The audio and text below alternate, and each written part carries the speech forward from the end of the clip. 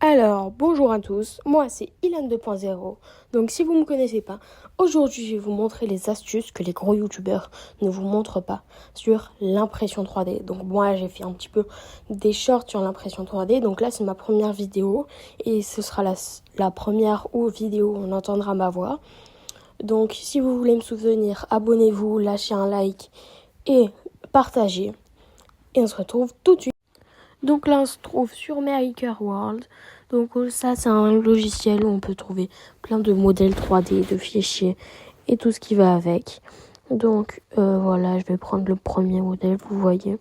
On a juste à cliquer dessus et aller, voilà, là on peut choisir soit 3MF, soit STL. Donc là, 3MF, c'est un fichier complètement complet en fait. Et le STL, il faut tout télécharger d'un coup ou tout télécharger en même temps. Bon, c'est deux fichiers différents pour l'impression 3D. Donc, le premier fichier, on va l'importer dans le slicer Cura. Donc, avec le petit fichier en haut, là. Donc, voilà, on l'a importé.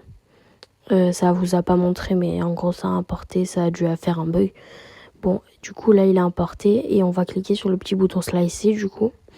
Donc, voilà, il est tout en bas. Et là, c'est en train de charger. Donc la pièce est en train de se faire actuellement. Et voilà, donc là je suis en train de slicer la pièce et on va attendre quelques secondes. Donc on se retrouve quelques secondes plus tard. Et voilà, là ça met 2h13 pour cette pièce. Sachant que moi j'ai un assez grand plateau. Et on peut aller sur Preview en haut. Et on verra les supports qu'il y a justement. Donc voilà, et on peut voir la hauteur de couche. Donc pour faire ça, on a besoin du filament. Donc là, il y a les matières que je viens de vous montrer. Et là, c'est les paramètres. Donc la qualité, moi, je trouve que 0,2, c'est bien. 250 mm seconde. Il faut activer les supports, c'est important. Et là, il y a bien, il faut l'activer en skirt. Donc voilà. Donc aussi, j'ai oublié de le dire, mais c'est important, il y a les imprimantes 3D en haut. Donc il faut sélectionner votre imprimante 3D en fonction des caractéristiques de la vôtre. Et voilà, on se retrouve juste après. Donc en fait, j'ai eu un problème, j'ai pas réussi à filmer mon écran avec la capture d'écran. Mais pour que les fichiers STL soient visibles, il faut aller sur extraire tout et à cliquer là. Bon, ça c'est moi en plus vu que je l'avais déjà fait avant. Mais voilà, donc c'est juste un petit truc en plus, mais qui pourra vous faire gagner plein de temps. Donc voilà, maintenant qu'on a fait ça, on va se retrouver pour la modélisation 3D. Donc moi, je vais pas vous faire de tuto sur la modélisation 3D. Il y a Théo la nouvelle école qui fait des très bons tutos déjà. Je vous mets les liens dans la description. Et franchement, c'est quelqu'un que je suis là depuis assez longtemps et il fait plein de tutos. Donc il y en a un peu partout. Là, je vais vous montrer. Il y a un peu plein de tutos pour... il y a même la gravure laser il y a pas longtemps, etc. Donc franchement, c'est pas mal. Allez voir sa chaîne. Donc voilà, après il y a aussi Tom Bazman. C'est franchement quelqu'un qui a fait de très bonnes vidéos aussi, que j'ai découvert il n'y a pas si longtemps que ça. Il a fait surtout une vidéo sur cette IA qui est sortie hier. Donc je vais vous montrer réellement, ça s'appelle Tripo 3D. Je vais pas vous faire un tuto complet, mais vous pouvez mettre un modèle 3D à partir de texte ou de photos que vous générez à partir de ChatGPT ou de photos réelles. Donc réellement c'est très bien expliqué et en créant un compte on peut faire 5 ou 6 générations. Donc je vous laisse aller voir sa vidéo, les liens dans la description. Donc maintenant on arrive sur la partie des logiciels pour trouver des modèles 3D gratuitement ou payants. Je vais vous dire tout ça. Donc il y a Maker World, celui sur lequel j'étais. J'ai créé par Bamboo Lab. Donc réellement c'est un très bon endroit pour prendre ces fichiers. Alors justement là, ce qu'ils ont d'intéressant, c'est qu'ils ont Maker Lab, donc on peut créer des images, des photos, des porte-clés, des rangements, sans savoir modéliser en 3D justement, gratuitement et juste en se connectant à un compte Maker World. Donc franchement c'est facile. Après il y a Thingiverse, donc voilà, c'est un logiciel avec pareil plein de fichiers, 100% gratuit. Voilà, donc il y a vraiment plein de pièces. Faut chercher, de préférence en anglais, mais voilà. Après, on se retrouve avec Printable, qui fait souvent des concours, etc. C'est un peu comme Maker World, mais avec Prusa cette fois. Donc c'est aussi une très bonne marque que je présenterai un peu plus tard dans la vidéo. Donc, et sinon, j'ai fait pour cette page de Printable et de Maker World une page Ilan 2.0. Donc voilà, vous tapez, vous tombez sur mon modèle 3D de trophée YouTube que vous pourrez personnaliser depuis votre logiciel. Et voilà, c'est 100% gratuit, on peut le télécharger même sans avoir de compte de connexion. Donc voilà, je vous encourage à essayer de m'envoyer un peu de force. Et voilà. Donc après, on passe à Qt 3D. Qt 3D, alors là, il y a des modèles gratuits et payants. Il y a toutes sortes de choses. J'y vais pas très souvent, moi.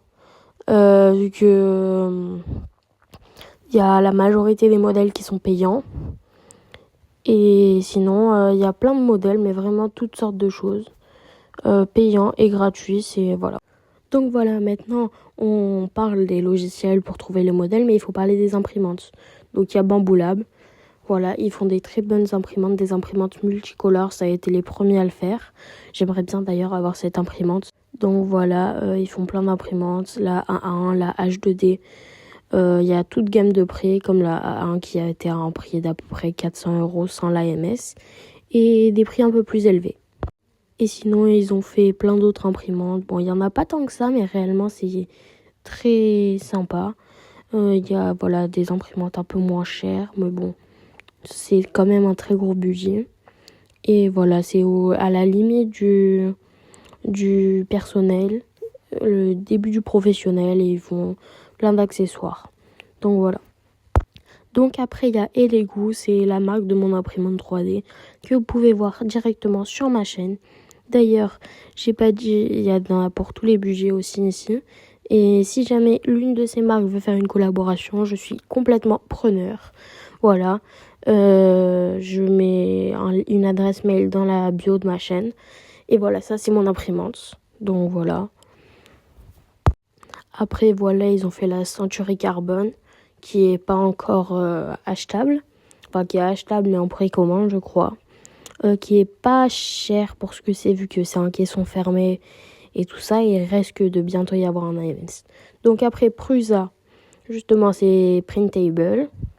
Et eux, c'est très particulier, vu que c'est vraiment dans le DIY, si on veut. Vu qu'il y a des Prusa tout assemblés ou des Prusa à monter. Donc, il y a même des kits d'amélioration, mais bon, actuellement, il n'y en a pas. Il y en a... Bon, après, c'est beaucoup plus cher pour ce que c'est. Mais réellement, je pense que, vous voyez, là, ils vous enlèvent 300 € pour le monter avec les pièces imprimées en 3D pour quelques-unes. Et voilà, je trouve que c'était sympa de le présenter. Et du coup, c'est eux qui font Printable. Ils ont fait aussi des imprimantes 3D résine, là. Mais voilà, c'est encore assez cher. Donc voilà. Donc on se retrouve maintenant sur Creality. C'est eux qui ont publié, enfin qui ont fait commencer à connaître l'impression 3D. Donc il y a leur Creality Eye qui est pas si cher pour ce que c'est. Après il faut rajouter l'AMS. Donc c'est une bonne imprimante apparemment. Moi je l'ai pas testé vu que j'ai pas encore l'occasion de tester des imprimantes. J'aimerais bien encore une fois, si une de ces marques veut bien me faire une collaboration pour des produits ou des imprimantes, je suis complètement preneur. Ils font aussi des scanners. Donc voilà, c'est plusieurs gammes de prix encore. Et des outils pour leurs scanners encore une fois. Après, ils font... En fait, c'est que cette marque font beaucoup de choses. Et franchement, c'est sympa de vous présenter. Et alors, Flashforge, j'ai vu que cette marque commençait à se démarquer un petit peu au niveau des imprimantes. Mais moi, j'ai jamais vraiment été un grand fan. En soi, j'ai pas testé. Mais j'ai pas vraiment l'impression que c'est mieux que les autres pour le prix. Donc voilà. Donc maintenant, on va parler du filament. Vu que pour imprimer, il faut du filament. Donc là, je vais me baser sur les prix d'Amazon. Donc voilà. On va trouver le PLA, le classique, normal, fiable et pas compliqué à imprimer. Donc voilà, on les trouve autour des 13-14 € le kilo.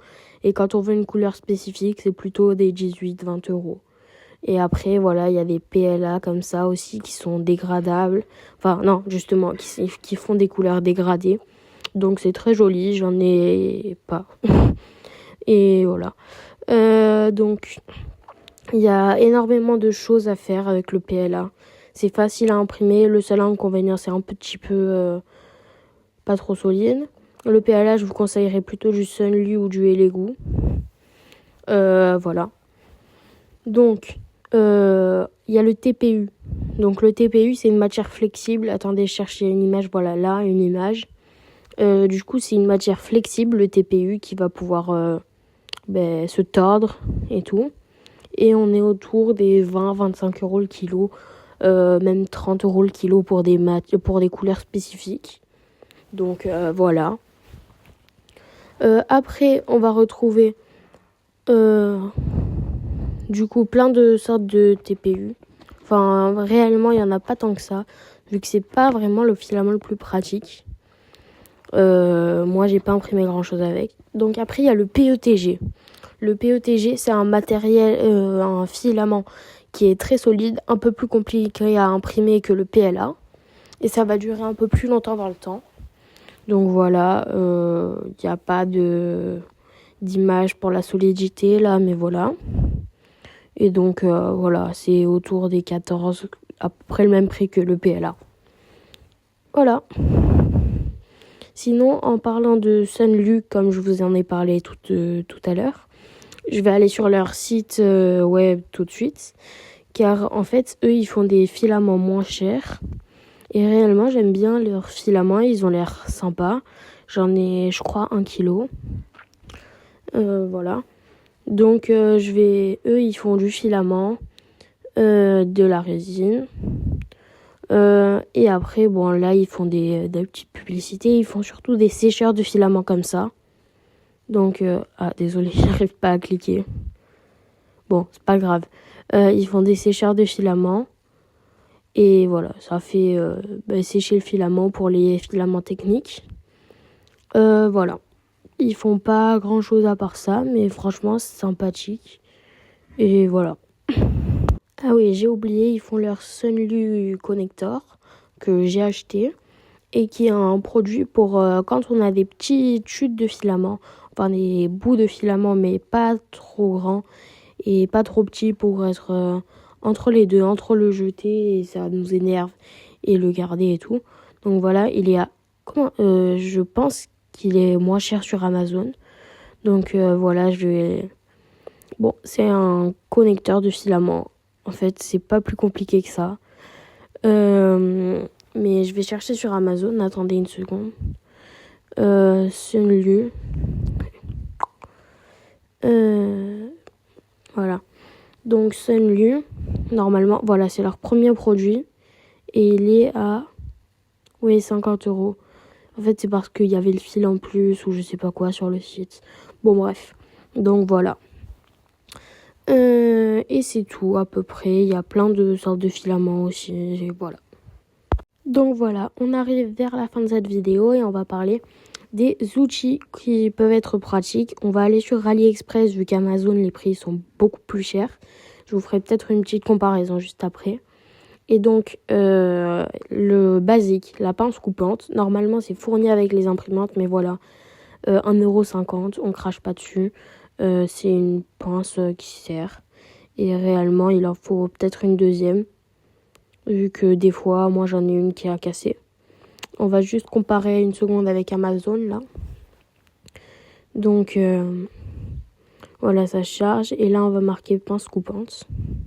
Voilà, enfin j'avais fait un copier-coller. Et voilà, 7 euros. Ah non, c'est là sur le côté. C'est exactement la même. 6 € la pince. Donc voilà, c'est pas du tout le même prix. C'est pour ça que je vous préviens et je préfère que AliExpress pour ce genre de choses. Après, qu'est-ce qu'il peut y avoir de sympathique pour les imprimantes 3D?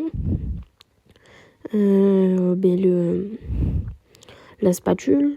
Bah après, enfin non, c'est pas vraiment à ça que je pensais, mais des couleurs. Attendez, je vais chercher les kits d'outils d'imprimante 3D. Ah non, mais j'ai pas mis outils. Attendez, ils vont me taper juste les imprimantes 3D. Qu'est-ce que je disais? Kit outils imprimante 3D. Donc voilà. Donc c'est dans le kit juste à côté. Donc voilà, je voulais te parler de ça en disant la spatule là. Bon, pareil, normalement c'est fourni dans la boîte, mais c'est toujours utile. Après, il y a le pied à coulis, ça servira pour la modélisation. Le petit truc en bleu en haut, ça sert à rien. Et après, la lime si vous voulez. Et les brosses quand même sympathiques. Donc voilà. Après, vous voyez l'égoutteur là, enfin le truc là, voilà le truc bleu là. Il est pas bien du tout celui-là, je vais en chercher un autre. Et vu que ceux-là en fait ils sont de très mauvaise qualité, ils vont se casser super facilement. Voilà. Voilà. Donc certes c'est un peu plus cher, mais au moins là ça dure dans le temps. Celui-là il faut au moins un métal, sinon le plastique il va complètement se péter au bout de 3 lames. Donc voilà. Donc si cette vidéo vous a appris des choses ou vous a plu, mettez un like et abonnez-vous et partagez cette vidéo. Sur ce, je vous dis à la prochaine.